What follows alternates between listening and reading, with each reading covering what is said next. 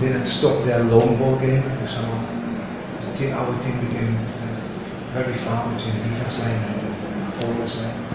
So they could use that. There was not enough pressure. We weren't tight enough. In the second half, with the sudden change that we had to do when we were out on the field, we must immediately substitute. You could see there was a struggle in midfield, and we had to reassemble us. We did not get a lot of attacks in the first 20 minutes, but the last 15 minutes we picked it up again, and I thought we had two good scoring chances, whereas they only had maybe one, where Teja saved it. So overall, a win with 1-0 was quite deserved.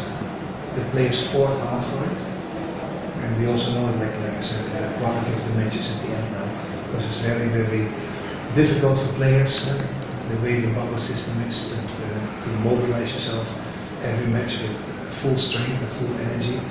Also because we miss many players.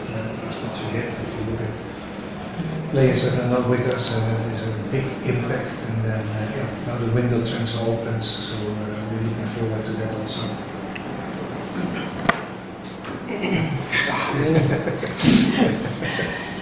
Ya, pertandingan yang tidak mudah, seperti kita lihat, karena kedudukan salah satu tim di klasmen tidak menunjukkan bahwa tim itu mudah untuk dikalahkan, seperti halnya pertandingan malam ini. Dan di 25 menit babak pertama kita cukup bisa menguasai pertandingan, kemudian leading 1-0. Tetapi setelah itu mereka betul-betul berusaha memanfaatkan kondisi kita dengan melakukan long direct terus ke daerah pertahanan kita.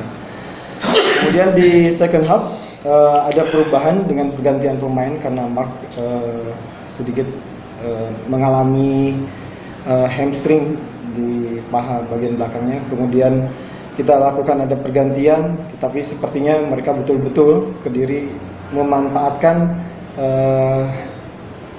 kekuatan di lini tengah kita, karena kita melihatnya lini tengah kita begitu Mark keluar sedikit kurang kuat dalam bertahan, dan mereka berusaha terus melakukan penyerangan sampai akhirnya di 15 menit terakhir kita coba buat pergantian, kemudian ada perubahan sedikit, artinya kita bisa keluar melakukan penyerangan dengan dua kemungkinan kita bisa cetak gol.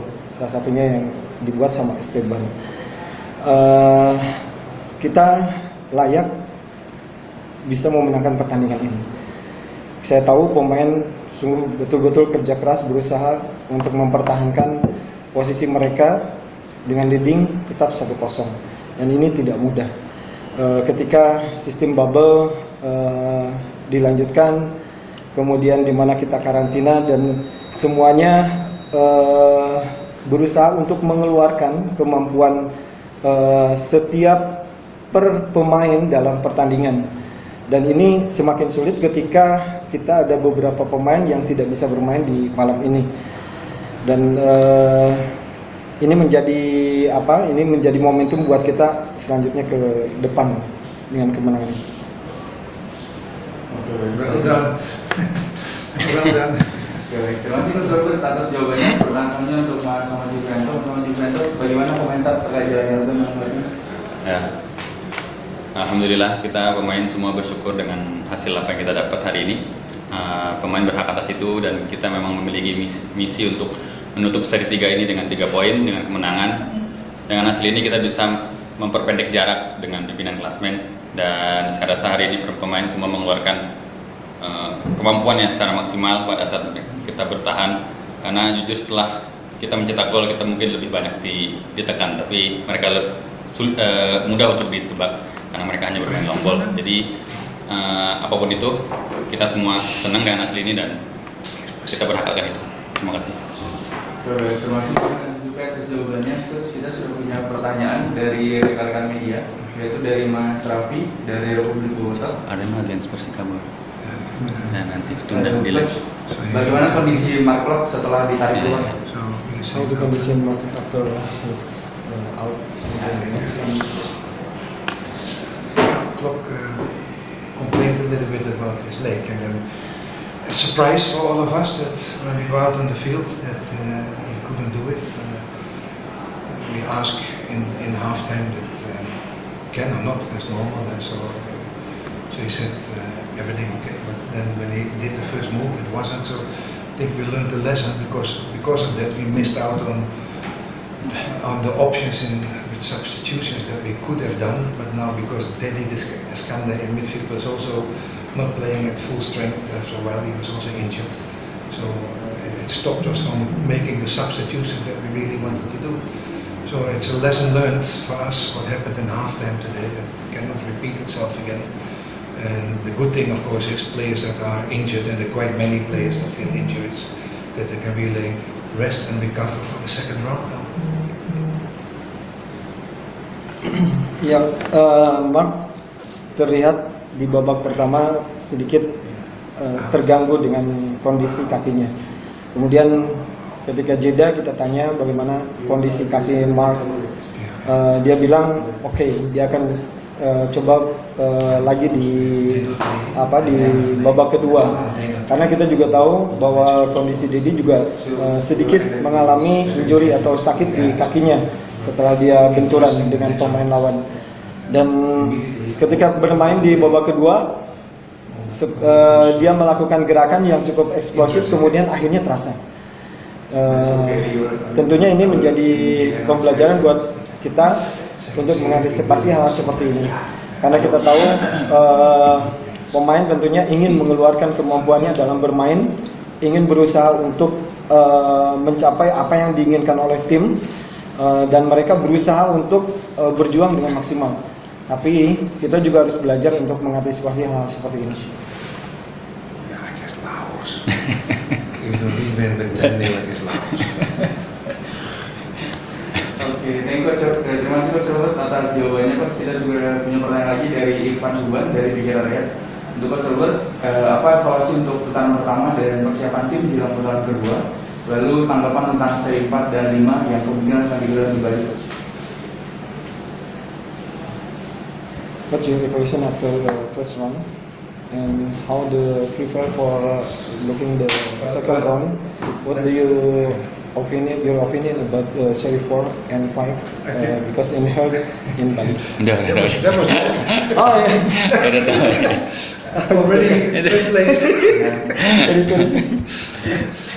I think the first round, we of course as a team will evaluate our round 70 matches. We know the shortcomings. We also know what to improve. But I think very important for the improvement of the league, especially now that we're going to play all the matches in Bali, that is the quality of the field. So if you look at the field today, I will not blame the players for getting injured and getting tired, because the quality of the fields is so important. If we want good football, we also need to produce good fields. And this is to me one of the main concerns that we need to look into. It's not only evaluate our team, but evaluate the league as well. What needs to be improved. The second part that needs to be improved, that is, I've seen so many decisions by match officials that I cannot understand. I just cannot understand it. Clear penalties inside the box, even free kicks outside the box. Situations where there's no penalty, people got penalties. I've seen so many decisions that I think, why? And I think this also needs to be evaluated. It's not our evaluation. We prepare a team very honest and very straightforward, and we are doing everything we can to be at our best. And then you expect everything around it also to be at its best, and that includes, of course, the quality of the match that is handled by match officials. And I'm sure that I said it before, everybody sees it live on TV, so everybody can make up his own opinions, but something needs to be done there, so it is fair play for everyone.